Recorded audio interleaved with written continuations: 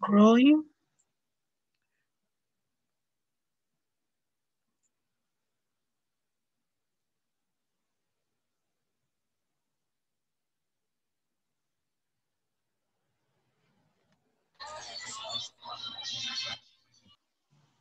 Hola, buenos días. Buenos días. Buenos días. ¿Cómo están?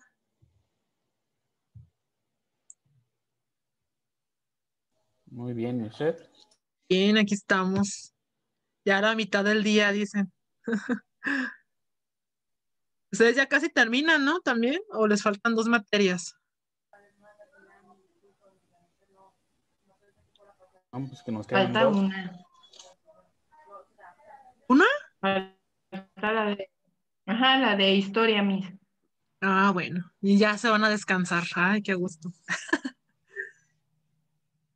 Está muy bien.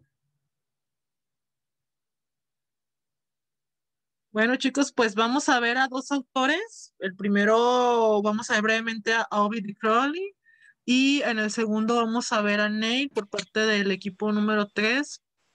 Ya nos tienen listas sus actividades y demás, ¿verdad, chicos? A ver, permítanme revisar.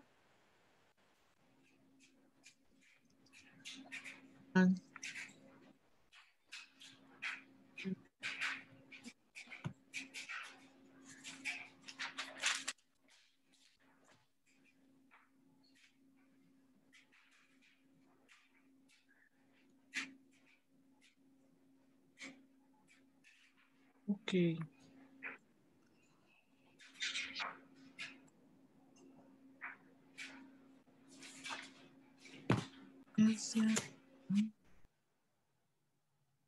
Vanessa. Pues vamos comenzando, chicos, para que alcance el equipo a realizar sus debidas exposiciones en lo que van llegando los demás. Pues vamos a aprender un poquito ahora acerca de Ovid de Crowley, que es nuestro de los últimos autores que vamos a ver de la unidad número 2. Bueno, él se dedicó principalmente a la observación y experimentar sobre el aprendizaje natural en los niños. De Ovid de Crowley también vienen grandes aportadores como lo es Jean Piaget, Lev Vygotsky, Jenner Brunner, entre otros que vamos a ver más adelante la unidad número 3. Pero bueno, sus principios y la base metodológica que él propuso en el mundo se halla en el movimiento educativo denominado École Nouvelle, que es la nueva enseñanza, digámoslo así, por parte de este autor.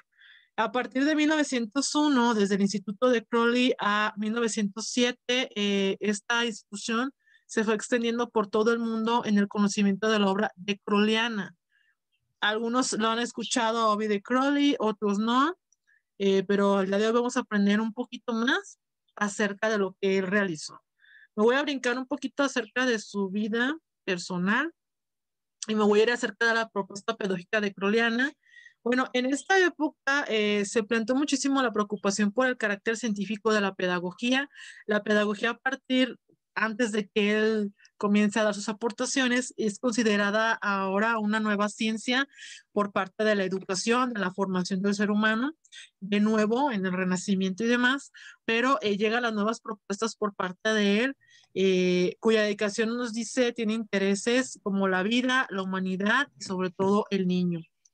Sus antecedentes pues fueron Rousseau, Herbert, Frober y Pestalozzi y sobre todo autores contemporáneos con los que intercambia opiniones e hipótesis. Entre ellos está Montessori, están otros grandes autores que hemos aprendido poco a poco. De Rousseau acoge la idea teórica de sobrevalorar el entorno y la naturaleza, el rechazo a la ciudad y formulación de pedagogía negativa, a la que se debería hallar remedio en la nueva época por parte de Rousseau. Si me voy muy rápido, me dicen, por favor.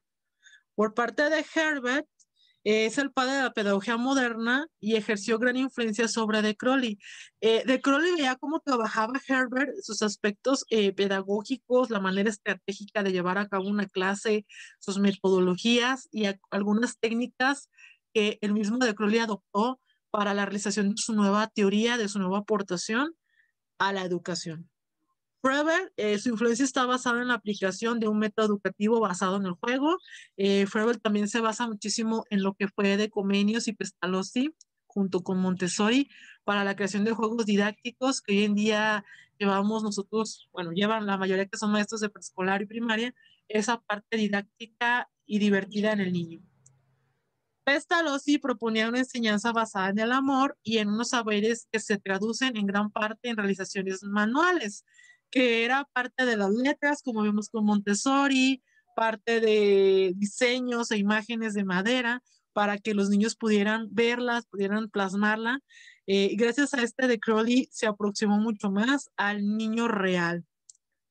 Sus obras prácticas, primeramente, es la psicología de la lectura. ¿Cómo podemos trabajar? Son libros que él tiene, lo pueden encontrar en PDF en las páginas web. La psicología de la lectura se basa muchísimo en la parte en que nosotros como maestros llegamos en un punto de pensar y de cuestionarnos cómo es posible que el pensamiento del niño llegue a realizar la lectura correspondiente y cómo su mente trabaja junto con las palabras para poder leer.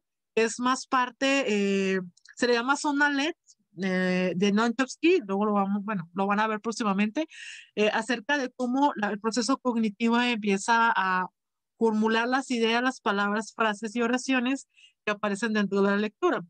La pedagogía de la lectura también, cómo enseñar al niño que pueda aprender a leer más rápidamente, cómo puede tener diferentes modalidades, diferentes técnicas de estrategias para ellos, para que sea divertido, para que no sea una clase que les disguste, sino por el contrario, que les llame más la atención, que les agrade demasiado. Centrar los intereses del alumno. ¿Qué le llama la atención? Ya vimos un poquito las semanas pasadas que ellos se basan mucho en la forma constructiva. De aquí viene surgiendo poco a poco el constructivismo, que lo vamos a ver más adelante para aquellos que no lo conocen o lo que no lo recuerden. Centrar sus intereses en el niño, sus aportaciones. Ya vimos parte de Paulo Freire, que sea una educación bidireccional, que exista estrategias referentes al niño, pero sobre todo el punto de interés en cómo ellos ven nuestra clase, cómo ellos pueden aportar ciertas ideas de trabajos, ciertos juegos, ya involucrándose más con ellos personalmente en el área educativa. La globalización del conocimiento, la libertad individual y colectiva y una educación por y para la vida. Esas son algunas de sus obras. También es creador de un área muy importante. Él surge parte de esta área psicopedagógica, que muchas veces decimos, yo quiero ser psicopedagogo, pero en realidad sus raíces surgen de Crowley, de Froebel y otros autores que hemos visto anteriormente, para dar lo siguiente que nos dice. El propósito de su obra científica consistió en conformar con fines educativos un cuerpo de conocimientos acerca del niño, con el propósito de construir una pedagogía de la cual se desprendiera una paidotecnia. ¿Alguien conoce lo que es una paidotecnia, chicas, chicos? Yo no, Miss. Hortensia. No le escuché, yo. Diana, Lali. Pero No, yo no le alcancé a tampoco. escuchar. ¿Una qué, perdón? Paidotecnia. Aquí está, se los voy a No, subrayar. yo no conozco este término. No lo han escuchado, pero sí lo hemos utilizado. Les voy a explicar qué es una paidotecnia. Se le llamaba paidos al método de enseñanza de los griegos. ¿Alguien ha leído sobre la historia de la pedagogía griega? Yo. A ver, compañerita, ¿qué nos mencionaba la pedagogía griega? Bueno, recuerdo que venía algo así de lo de Paido. Ellos sacaron el término de Paido, que era de como niños anormales, algo así, ¿no? Recuerdo que era bueno, más bien la técnica, eran técnicas para niños especiales. Bueno, que ahorita los conocemos como niños especiales. Pero los griegos su forma de educación era un poquito bastante como rígida, e inclusive desde recién nacidos sus métodos eran algo, pues para mí, algo feos, porque creo que les quitaban a los niños desde pequeños a las madres y hacían que la educación de los pequeños se forjara. Recuerdo una vez que un maestro nos dijo que inclusive a los bebés recién nacidos los dejaban aislados y si sobrevivían eran guerreros y si no, pues ni modo. Pero si era algo así del término de lo de Pairo que usted está mencionando. Y son, pues así son técnicas para niños especiales o anormales. Algo parecido, compañerita. La paidotecnia es la ciencia del niño, de cómo enseñarle al niño. De Crowley sí agarro parte de la que nos comentó Diana, pero una paidotecnia, apúntanlo por favor, es la ciencia del niño. Cómo enseñarle a ellos. Por eso les decía, ellos buscaban la forma de enseñar a los niños, refiere a niños anormales también, pero también daba la forma de cómo enseñar. El paido era cómo te enseño a que tú puedas aprender ciertas cosas y junto con la tecnia, pues vamos a ver un poquito más de Crowley para que aprendan un poco más. Yo les decía anteriormente, de Crowley se basa, y es el primero que se basa en la educación especial, como dice la compañera. Era parte de, pero el paidotecnia es la ciencia del niño. ¿Cómo le voy a enseñar yo a un niño a aprender ciertas cuestiones? Por eso surge la psicopedagogía. ¿Alguien de aquí es psicopedagogo, chicas, chicos? ¿O llevó un diplomado, un curso en psicopedagogía? Yo estudié el diplomado de psicopedagogía ahí en el CUT. Ajá, ¿y qué tal? Muy bueno, de hecho lo terminé el año pasado. En el Sabatino, ¿verdad? Ajá, en Sabatino. Y no te tocó conmigo. No, yo estaba en el Sabatino. Ok. ¿Qué aprendiste de parte de psicopedagogía? Pues nos enseñaron muchas técnicas sobre el aprendizaje, como algo de ¿Psicología? Neuropsicología, técnicas de aprendizaje, los métodos de aprendizaje, los estilos de aprendizaje y el comportamiento de los niños, algo como con psicología. Pues iban de la mano. Lo que era era como la psicología era un enfoque para la educación del niño. Es lo que yo recuerdo más o menos. ¿Y recuerdas, no sé si te tocaron, habían técnicas de detección de problemas, había técnicas de estrategias de enseñanza? Sí. Ajá, eso es la psicopedagogía, en eso se basa. Ahora fusiona la forma de cómo conocer al niño, cómo tratar al niño con la enseñanza en su área, en su psique, digámoslo así. Ahorita lo vamos a ver un poquito más. Pero gracias a De Crowley surge la psicopedagogía también ya como parte fusionada de la ciencia pedagógica. A eso se refiere. La aportación a la constitución de una nueva pedagogía, pues primeramente una psicología genética. Él ya basa sus principios a todos los autores que vimos que de él se basó en un momento dado. Numerosas investigaciones le sirvieron como punto de partida para determinar las edades en que convenía enseñar las nociones correspondientes. Por eso les decía, si recuerdan a Jean Piaget, y los que no lo vamos a ver más adelante, Jean Piaget se basa de Crowley en estas etapas de desarrollo de los niños, que son 4 etapas, no sé si las recuerdan. Psicomotora, ¿cuál más? A ver, pedagogos, operaciones, ¿qué? Operaciones concretas. Y operaciones abstractas, nos falta una, ¿cuál es? Operatividad. Es sensoromotora, preoperativa. Ajá, exactamente. La de operaciones concretas y la última son las de formales. Las abstractas formales, exactamente. Ahora, Diana, ya sabemos de dónde vienen de Crowley. Ella empieza a formar esta parte de cómo voy a enseñar y en qué edad debo de enseñar. ¿Cómo y en qué y para qué? También ella nos toma en cuenta ese punto de vista. Gracias a él han evolucionado los preescolares y evolucionó la educación básica, sobre todo. Una observación minuciosa de los niños mostró la importancia de los primeros años de vida, ya que en esta etapa donde se aprende a comprender el mundo y a poder expresar sensaciones e ideas. que son una parte de las etapas que él menciona. También crea lo que es una psicología del individuo. Para comprender al niño era necesario realizar un estudio individual de cada escolar y de las reacciones que le son propias. La psicología, o sea, cómo tú captas dentro de tu clase a X maestro, qué te parece su trabajo, para qué te sirve, etcétera, pero es propia. Él crea la educación especial y había promovido una educación apropiada a las capacidades de cada niño. Porque primeramente, como podemos ver, gracias a la psicología del individuo, él empieza a realizar diferentes estudios individuales en los escolares, en un cierto colegio, digámoslo así, o en una escuela pública, donde detecta que existan irregularidades, digámoslo así, a las cuales llamó educación especial, que cada niño que tenía X problemas se tenía que dar una X educación apropiada de acuerdo a su capacidad, no como a los niños normales, como decimos comúnmente. Su propia práctica encaminó hacia una individualización de la enseñanza que le permitía el descubrimiento de procedimientos didácticos apropiados. Por ejemplo, si hay niños que tienen la psicomotricidad fina mal, tenía que realizar actividades para que él pudiera recuperar la psicomotricidad fina. Si es la gruesa, igualmente. Si tiene una dislalia, una discalculia, X, problemas numéricos, problemas de letras, problemas de escucha, de aprendizaje, él decía que tenía que haber ciertos procedimientos adecuados para el niño. ¿Se fijan cómo ha evolucionado lo que hemos visto poco a poco? La forma de ver la educación.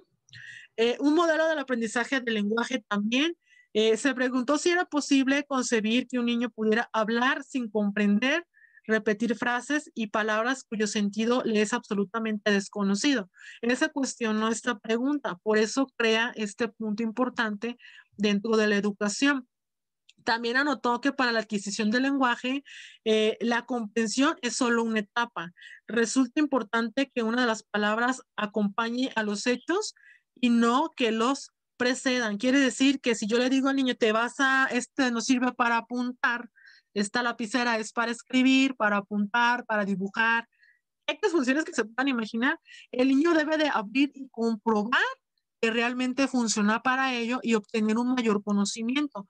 Es como nos decían, no te creas todo lo que te dicen, primero comprueba si es realidad, porque qué tal si te están mintiendo, por eso se hacen mentiras, se hacen chismes, nos dicen, ¿no? Porque no sabemos si realmente se comprueba. Parte de ello viene de este autor. Afirmó que el lenguaje se adquiere de manera no sistemática y con la ventaja de además de ser un procedimiento global. El lenguaje, perdón, es no sistemático porque nacemos con él. Entonces depende de nuestra forma de hablar y depende muchísimo del idioma en el que estemos hablando para que el niño pueda desarrollar las habilidades correspondientes al idioma y lenguaje que necesita. La medición de la inteligencia vislumbró la posibilidad de medir el nivel mental mediante el desarrollo de métodos terapéuticos. La escala métrica de inteligencia también le llamó muchísimo la atención y realizó varias investigaciones sobre pruebas para medir las capacidades mentales. Él empieza a aplicar tests de inteligencia, empieza a aplicar tests de TDAH, que todavía no se le llamaba TDAH al 100%, empieza a aplicarlos para poder darse cuenta como parte de un diagnóstico educativo qué es lo que se necesita para mejorar o qué es lo que debemos de tener siempre en cuenta. Su función globalizadora se ejerce espontáneamente, permite adquisiciones importantes como el lenguaje, el conocimiento sobre el medio material, vivo y social, adaptaciones sobre una serie de formas de actividades también, y crea el método ideovisual. ¿Alguien ha escuchado el método ideovisual, chicas, chicos? ¿Alguien lo ha escuchado por ahí de los maestros? Yanubi, Juana, Adrián. Yo no, maestro. ¿No? Sin embargo, fíjense que sí lo aplicamos. Les voy a explicar por qué. Cuando nosotros realizamos una planeación, una exposición, algo, ¿qué es lo primero que nos llega a la mente? ¿Qué es lo que les llega a la mente? Una idea. Primero? La idea, ¿verdad? ¿Qué más? La secuencia. ¿Qué más? La secuencia, ¿qué más? Pues ¿Qué más? ideas y con ello imágenes de la misma, ¿no? Imágenes, exactamente, las imágenes. Imagínense que yo les digo, les voy a dejar que hagan una actividad didáctica manual. ¿Qué les llega a la mente? ¿Qué te llega a la mente, Citlali?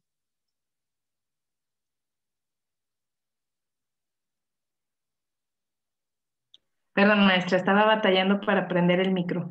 No te preocupes. Bueno, con respecto al término, ¿me Ajá. refiere? Al audiovisual. Ujú. No estoy totalmente relacionada con el término, sinceramente, pues hay muchas partes de la docencia que las desconozco, entonces lo quiero como entender que es la parte en donde cuando se hace la planeación se va como, se hace directo, no es el término apropiado, es como más visualizada hacia el grupo, algo así como sacada cierto, como más especializada para ciertos niños. Ujú. Imagínate que yo te digo, va a ser un ejemplo, les voy a preguntar a otro, que yo te doy el tema, maestra Citlali, usted le va a explicar a los niños de segundo de primaria acerca del plato del buen comer. Si lo ubicas, el plato del buen comer de nutrición, ¿qué te llega a la mente como audiovisual? ¿Qué te llega en este momento que digo, el plato del buen comer? Híjole, ¿qué voy a hacer? A ver, ¿qué te llega a la mente? Ya, pues imagino, bueno, si lo refiriera como una actividad, Ajá. pediría a los niños, por ejemplo, que llevaran ciertos materiales, a lo mejor, no sé, esta fila va a traer cereales, un puñito de frijoles, esto y esto en seco, por ejemplo. Tú vas a traer dibujos de peces y tú dibujos de carnes y no sé qué y no sé qué, y dibujaríamos o traerían un plato desechable quizás, y ahí pondrían como esta división de las imágenes del plato del buen comer. Ok, ahí está. Sí, es eso, esa es una idea visual. Simplemente si te digo, mira, vas a dar tal tema, te toca tal materia, tal grupo, es lo que van a ver después en planeación. Si les toca conmigo, lo van a ver en planeación en tercero. Le digo yo a los chicos, cuando te toca un tema, cuando te dan el libro nuevo, ¿qué hacemos en primera cuando nos daban los libros nuevos? Ay, lee primero, ¿no? Lo olías y después lo abrías y veías las unidades. A mí me encantaba personalmente lo de historia y geografía, me encantaba, ¿no? Veías el sistema solar y ay, a los planetas. El maestro tiene que idealizar, perdón, también esta audiovisual cuando ve el libro, cuando lo abres por primera vez, cualquier novela, cualquier receta de cocina, cualquier cuestión, igual un teléfono cuando lo compras, lo ves en el estuche, lo primero que haces es prenderlo y te imaginas ciertas cuestiones. Ah, mira, si vamos a ver el sistema solar, le voy a preguntar a alguien más, a ver, gracias compañera, a ver, Adrián, Y aquí para que Adrián estamos. se socialice más. Adrián, si yo te entrego a ti la unidad número 2 o 3, digamos, de geografía, Adrián nos va a explicar acerca del sistema solar. ¿Qué actividades nos pondrías a nosotros a realizar como tus pequeños alumnos? Pues Estás ahí ya viendo. sí, pondría en el centro al Sol, sostenido de una cuerda. Pusiera Mercurio y así todos los planetas. Y lo que haría es explicarle cuáles son los que tienen anillos, cuáles son los que tienen luna, en cuál vivimos, qué tan lejos estamos del Sol. Para mí eso sería el método audiovisual de Crowley. Para ti, para el niño. ¿Y qué nos pondrías a hacer a nosotros para una mayor comprensión? Pues primero que agarraran las esferas y que las pintaran del color del planeta. Y en base a eso, pues ya con unos aros, amarrarlos y hacerlos que giraran y que hicieran su momento de rotación los planetas. Serían una maqueta, digámoslo así. Ok, Así es. entonces esa es, chicos, la audiovisual. Simplemente cuando vemos un X tema, hasta les decía de cocina, vemos la palabra enchiladas suizas y que nos llega a la mente, pues unas enchiladas ahí bien sabrosas, ¿verdad? Hasta las olemos. Pero cuando nos toca prepararnos, decimos, ¿cómo lo hago? Ay, pues déjenme ver un video de YouTube, déjenme ver. Y visualizamos cómo nos va a quedar, qué le vamos a poner de acompañamiento, cómo va a quedar todo. Ese es el método que él creó. Él decía que un docente tenía que primero tener la audiovisual, primero ver qué temas te va a tocar para poder llevar a cabo a las prácticas, ya sea estrategias, cómo dar tu clase, cómo vas a jugar con los niños, cómo te van a realizar una X tarea, cómo van a realizar X momentos para que ellos puedan participar también de esta manera. Entonces ya les quedó un poquito claro que es el método audiovisual, ¿verdad? La función globalizadora se procede como todo un progresivo. ¿Qué quiere decir la función globalizadora?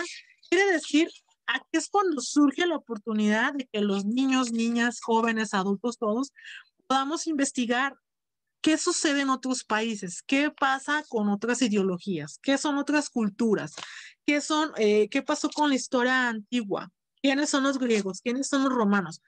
Él ya mete esta forma globalizada de decir, bueno, está bien, ya conoces tu nación, ya conoces tu país perfecto, ahora vamos a conocer a los demás para que tengas una mayor cultura y tengas otras ideas, para que tengas mayor oportunidad de conocimientos alrededor de la escuela, que esa es una de las funciones que realmente a mí me gusta mucho de este autor, poder conocer más acerca de los demás. La necesidad, bueno, considerar la psicología del niño como un ser viviente, variado, evolutivo, matizado por las múltiples influencias de la herencia y del medio. En cuanto a la psicología, los procedimientos de enseñanza debían de ser flexibles, es decir, debían modificarse y adaptarse a todas las mentalidades, lo que él nos decía, si yo tengo 50 niños y de los 50 yo veo que los pongo a colorear siempre y se cansan, pues tengo que meterles otras ideas para que puedan ellos seguir participando. Y también, tal vez, si nosotros deseamos, pedirle la oportunidad de que nos digan qué quieren realizar de actividades, que eso es lo más emocionante para los niños, su participación, acuérdense que lo vimos. Disponer de todo un cuerpo de conocimientos científicos lo suficientemente avanzado para justificar las aplicaciones pedagógicas, es decir, tener una preparación de acuerdo a la área de conocimiento a la que vamos a dedicar nuestras clases. La psicometría también la considera muy importante, consideraba que pruebas mentales debían ser mejoradas, no las pruebas de antes. Antes las pruebas hasta para evaluar, chicos, no sé si ustedes han leído un poquito de la historia de la evaluación, eran preguntas, examen orales, preguntas abiertas, pero orales. Entonces él decía, no, ¿qué vamos a hacer? A un niño no puedes ponerle a hacer este tipo de exámenes. Como decía la compañera Diana, eran muy duros. ¿Qué tenemos que hacer? Mejorar y adaptar las evaluaciones de acuerdo a la edad y de acuerdo a la mentalidad y construcción, a veces como dicen, cognitiva o de aprendizaje del niño. Porque muchas veces cuando me ha tocado dar evaluación, les digo a los chicos, van a hacer un diseño de un examen. Curiosamente, a lo mejor nos va a dar risa, pero es verdad, nunca se me olvida, pero es realidad.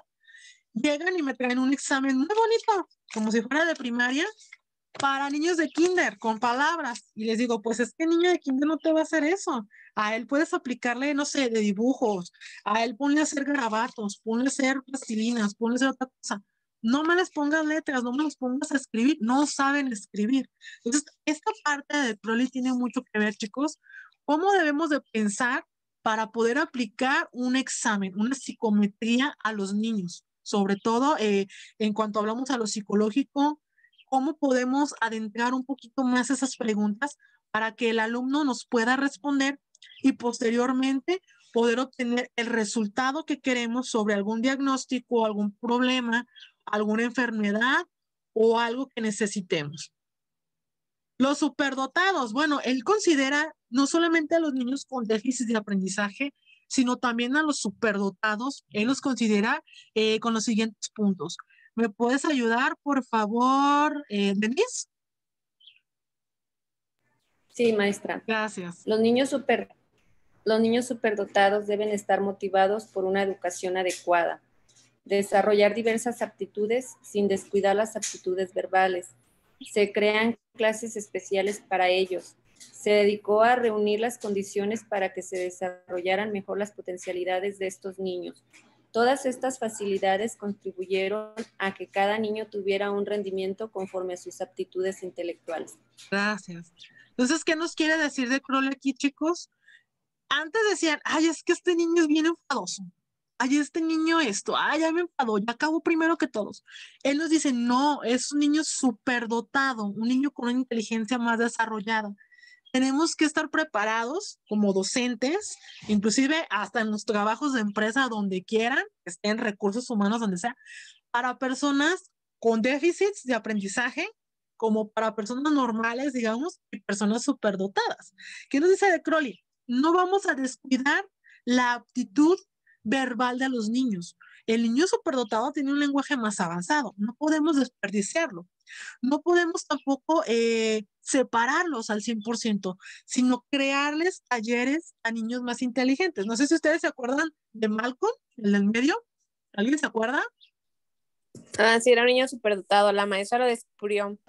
Sí. Ajá. Y lo cambian de escuela. Exactamente. Juana, ¿qué pasa en esa escuela donde está Malcolm con sus amigos?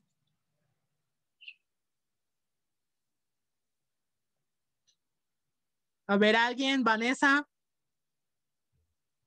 Vane, acuérdate que platicaban mucho de esa serie. ¿Qué pasa? Pues lo hacen a un lado, ¿no, maestra?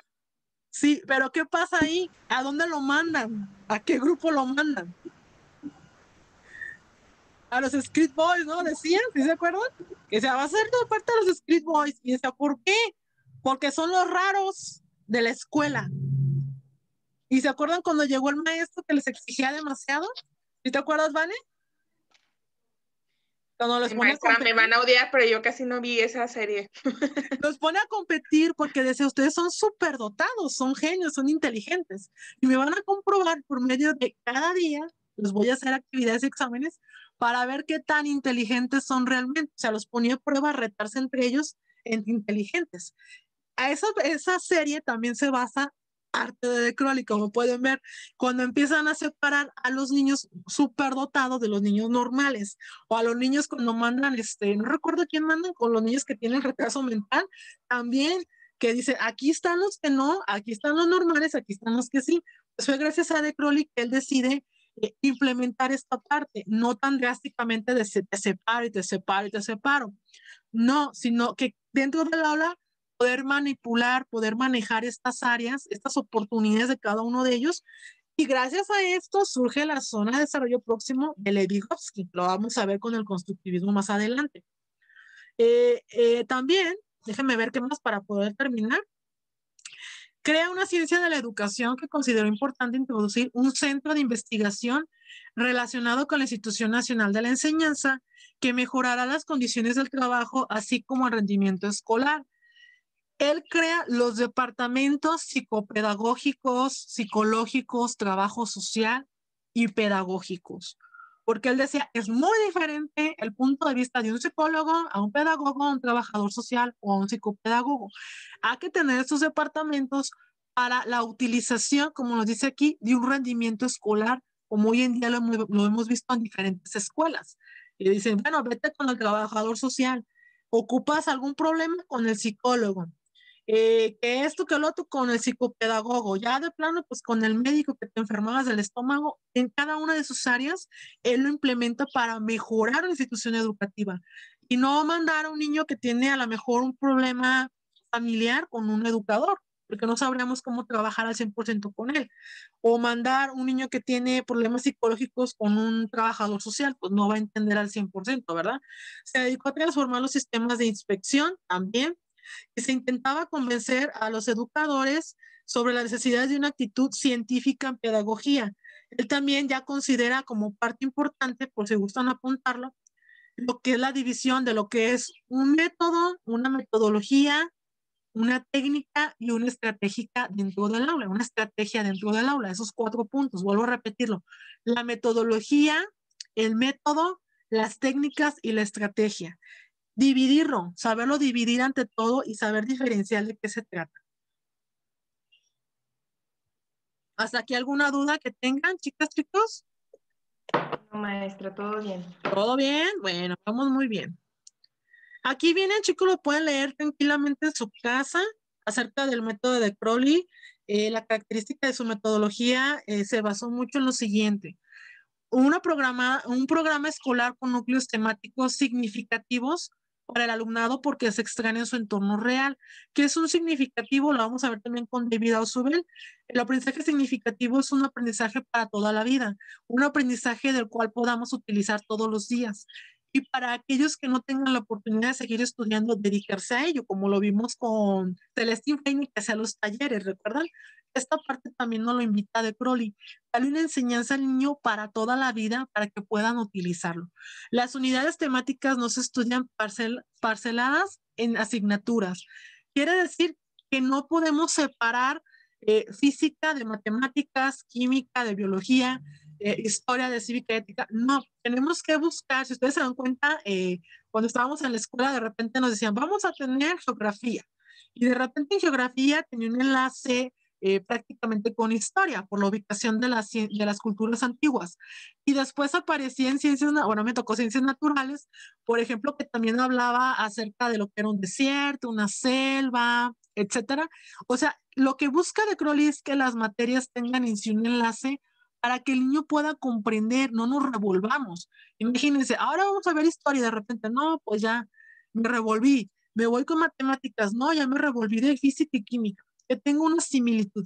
Por eso a veces dicen, es que los maestros en la prepa o en la secundaria nos decían, física, matemáticas y química son similares en ciertas cuestiones. A eso se conlleva este significado, chicos. También nos dice, cada método adopta un procedimiento de trabajo propio que se usa para el estudio de cualquier tema. La base de su obra es la observación del niño real. Siempre tenemos que ser observables de niños y grandes, cómo es su actitud, cómo participa, cómo trabaja, qué le gustaría trabajar, etc. El fundamento de su didáctica y su pedagogía es científico y se basa en las conclusiones a las que llega a través de la experimentación. Su trabajo en contacto con los niños tiene por finalidad verificar en la práctica y sus teorías. Él también nos hace esta invitación, al igual que otros autores, chicas, chicos, de la práctica junto con la teoría para poder obtener un mayor conocimiento en los pequeños. Un programa una enseñanza que abarca desde el parvulario, o sea, desde el kinder, desde antes del kinder, hasta el bachillerato. ¿Cómo debemos de trabajar desde el punto a 1 año, 2 años de edad, hasta los 17, 18 años de edad? Déjame ver cuál más. También toma en cuenta el principio de la libertad propuesto por Rousseau y por Dewey, que lo vimos la semana pasada, antepasada, manteniéndolo hasta nuestros días. Sí, si ustedes se dan cuenta, chicas y chicos, de Crowley se basa, y también algunos se basan de sus teorías, hay una congruencia, hay un enlace, de la cual nosotros podemos tomar en cuenta para la forma más actualizada de tener una clase, cómo mejorar nuestro prospecto educativo, etcétera. Y bueno, también menciona algunas etapas del método muy importantes, por ejemplo, la observación. Les decía, tenemos que ser muy observables, tomar en cuenta al niño, cómo trabaja, por qué no trabaja, por qué solamente utiliza el color rojo negro, por qué esto y por qué el otro, tener siempre en cuenta la observación dentro de la clase y fuera de la clase, en el receso también cómo trabaja el niño, porque hay casos en las de que un niño dentro del aula habla mucho y en el receso está solo. Entonces, tomar en cuenta estos puntos, la asociación y la expresión también dentro del aula. Les estoy dando un poquito rápido, chicos, para que podamos tener a los compañeros con su exposición. Algunas de sus influencias de su obra en la educación son los siguientes. Su obra comienza a tener importancia en la segunda década del siglo XX a través de 3 vías de actuación que hasta el día de hoy siguen muy vigentes y las seguimos utilizando. Como hemos visto, quizás no sabemos el nombre, pero lo hacemos. 1, publicación de sus postulados en libros y artículos. Pueden buscar en la página web. Participación en congresos internacionales y la difusión desde Bruselas. Él empieza a difundir este nuevo método de enseñanza, tanto como lo hemos visto el día de hoy, para niños normales, como niños con problemas de aprendizaje, como niños superdotados. Él empieza a postular todo esto y darlo a conocer a todo el mundo para que podamos tomar en cuenta a los niños que requieren mejorar o necesitan apoyo para seguir creciendo. Continuadores de la obra, la aplicación del método lo hizo École Hermitage. Algunos de sus aspectos del método lo desarrollan y reelaboran incorporándolo en su propia obra. El libro Homenaje a Ovid de Crowley, también existe ese libro, lo pueden leer cuando gusten. Celestine Freinet supo elaborar una serie de técnicas didácticas sobre los principios de Crowleyano, lo que vimos hay una función muy importante, aplicando numerosas adaptaciones al mundo actual de los principios y la metodología de Crowley también, chicos. Déjenme ver, vigencias de algunas aportaciones, que es lo que seguimos teniendo hasta el día de hoy, muy importante. La número 1, la vida como objeto de educación. Como podemos ver, chicos, la vida tiene que llevar a cabo la educación para formar seres diferentes, seres con mayor conocimiento, con mayor aprendizaje, pero sobre todo, como vimos en el marxismo, ¿lo recuerdan? Seres capaces de pensar por sí solos y como lo vemos en el cosmologismo también, personas que buscan sus propias ideologías a futuro. La globalización, base del aprendizaje. Si no tenemos un aprendizaje en la vida, si las naciones no aprendemos a educar a nuestra sociedad,